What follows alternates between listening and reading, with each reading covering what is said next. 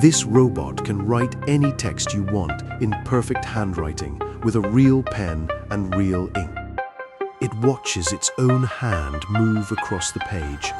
It even dips the pen back into the inkwell when it runs dry. And it was built in 1774. No electricity, no code, no chips. Just gears, springs, and 6,000 tiny parts inside a wooden boy. But here's the craziest part. This is not the oldest robot in history, not even close. The oldest one was built over 2,000 years ago, and what it did made a king want to kill its creator. We assume robots are a modern thing. We think they started with electricity and microchips. That before computers, people only had hammers and plows. That's dead wrong. For thousands of years, engineers built machines that walked, machines that played music, machines that poured drinks and even wrote letters. No wires, no batteries, just gears, water, steam, and raw genius. 6 stories, 6 machines. Each one will make you question everything you thought you knew about the past. Let's start in ancient China, around the 3rd century BC. A text called the Lizi describes something unbelievable. A craftsman named Yanxi built a life-size mechanical man. He brought it before King Mu of Zhou as a gift. The figure wore real clothes. It looked completely human.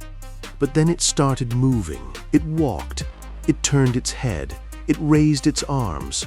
And then it winked at the king's wives. The king was furious. He nearly ordered Yanxi's execution on the spot. Only when the craftsman ripped the figure apart did everyone calm down. Inside, wood, leather, glue, lacquer, no magic, no spirits, just engineering. Now, is this story 100% true? Hard to say. The Lizi is a philosophical text, not a blueprint. But Chinese craftsmen of that era were no joke. They built advanced crossbow mechanisms. They made intricate water clocks. A figure that could turn its head using levers and bamboo springs, totally within their capability. Other Chinese records mention wooden birds that could glide through the air, and carts that moved without horses. The idea of a self-moving machine was born in China over 2,000 years ago, and the West wouldn't catch up for centuries. But China wasn't alone. Halfway across the world in ancient Alexandria, one man was building something even more ambitious. His name was Hero, and almost nobody today knows who he is, which is insane. Hero of Alexandria lived around the 1st century AD. He was a mathematician, an engineer, and an inventor. And his resume reads like science fiction. He described how a steam turbine works, 17 centuries before the Industrial Revolution. He invented the world's first vending machine. Drop a coin in, get holy water out. He built temple doors that opened automatically when a priest lit a fire. But his masterpiece? A programmable robot. Hero built a small cart on wheels. It moved along a preset path. It turned at specific points. It stopped at the right moments. The power source was brilliantly simple. A heavy weight hung on a rope inside the cart. The rope wound around the axles. As the weight slowly dropped, the rope unwound and spun the wheels. By winding the rope differently on each axle, Hero controlled direction. Right wheel faster, the cart turns left. Change the winding pattern. You change the route. That rope was essentially the world's first program. Ancestor of the punch card, 18 centuries before punch cards existed. And that cart was just the beginning. Hero built an entire automated theater. Tiny figures of gods and heroes acted out myths on a miniature stage. They moved their arms, they turned their heads. Ships sailed across a painted sea. Lightning flashed. Fire erupted on tiny altars. all powered by weights, ropes, pulleys, and gears.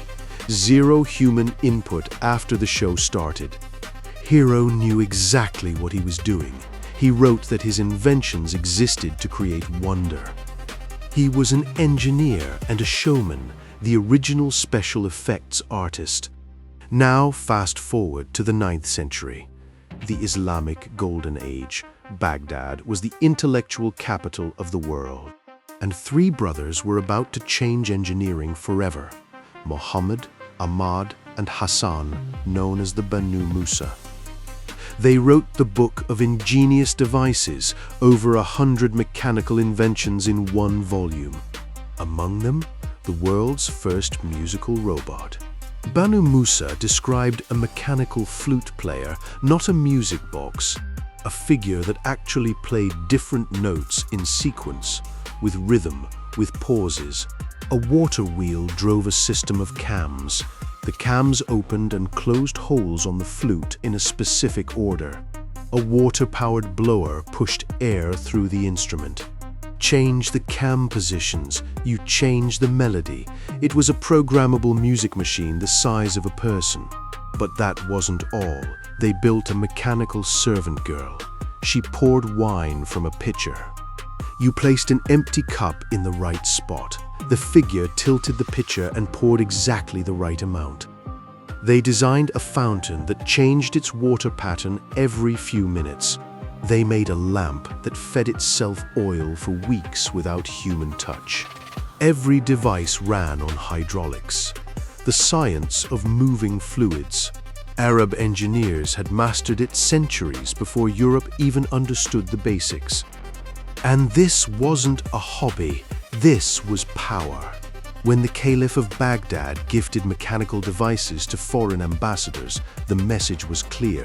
We can do things you can't even imagine. And then came the greatest of them all, Al-Jazari.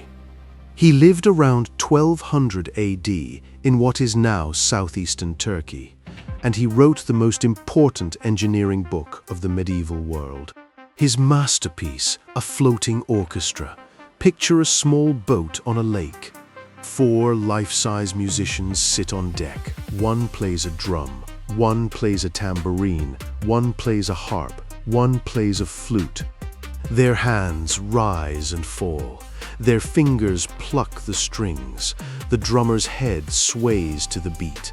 All of it automatic. A water wheel under the hull powered everything. Gears, cams, levers, and air chambers filled the boat. The boat floats, the wheel turns, the music plays, no electricity, no batteries, no one on board. Al-Jazari didn't just describe this, he drew detailed blueprints. Modern engineers have rebuilt his devices using those exact drawings. They work, not sort of work, they work precisely as described 800 years later. But the boat wasn't even his greatest hit. He invented the combination lock, first one in history. He built a hand-washing automaton, a figure that offered water, soap, and a towel in sequence. And his crankshaft mechanism? It converts rotational motion into back and forth motion. Every car engine on Earth uses it right now. And then there were his elephant clock, a giant elephant figure with a tower on its back. Every 30 minutes, a falcon raised its arm, a dragon opened its mouth, dropping a ball. The ball fell into a cup held by a tiny mechanical man. The man turned. The elephant nodded its head. All powered by water dripping from one tank to another, more accurate than most European clocks of that era. Al-Jazari deliberately included elements from different cultures: an Indian elephant, an Arab falconer, Egyptian water mechanics, a Chinese dragon. 800 years before globalization, he built a global monument to shared human knowledge. Now, let's jump to 1738, Paris, France. A young engineer named Jacques de Vaucanson is about to shock the world. He unveiled 3 automatons, The first, a life-size flute player, it actually blew air through a real flute. Mechanical fingers with soft leather pads pressed the holes. It played 12 different melodies. The French Academy of Sciences investigated. Their verdict: this is real. The figure genuinely plays. Voltaire called Vaucanson a rival to Prometheus. But his third creation stole the show, the mechanical duck. It walked, it quacked, it splashed in water. It stretched its neck and flapped its wings. Each wing had over 400 parts. And here's the wild part. The duck ate grain from your hand. It swallowed it. And after a while, yes, it pooped. The audience believed they were witnessing real digestion. In reality, the grain fell into one compartment, a pre-made green paste squeezed out of another. Clever trick. But the ambition behind it was staggering. Vaucanson wasn't building a toy, he was trying to simulate life itself. The duck is gone now, lost to history. Not a single piece survives. We only know it from drawings and eyewitness accounts. The most famous robot of the 18th century vanished completely. Vaucanson's real legacy lives elsewhere. He later built the world's first automated loom. A punched strip of cardboard controlled the weaving pattern. That idea? It inspired the Jacquard loom, which inspired Charles Babbage's concept for a programmable computer. The line from a mechanical duck to your laptop runs through punched cards. That's not a metaphor, that's direct engineering lineage. And now we arrive at the grand finale, the robot from the opening of this video. The writer, built by Pierre Jaquet-Droz, a Swiss watchmaker working in the 1770s. A figure of a boy sits at a desk, a quill pen in his hand. Wind the mechanism, and he dips the pen in ink. He shakes off the excess. He brings the pen to paper and starts writing, letter by letter, word by word, line by line. His eyes follow the pen. His head turns with his hand. When a line ends, his hand returns to start the next one. When the ink runs dry, he dips again. Every letter is calligraphic, with pressure, with thin strokes, like a real human hand wrote it. 6,000 parts inside a figure the size of a child. And here's the key. The text is changeable. You rearrange a set of cams on a drum inside the body.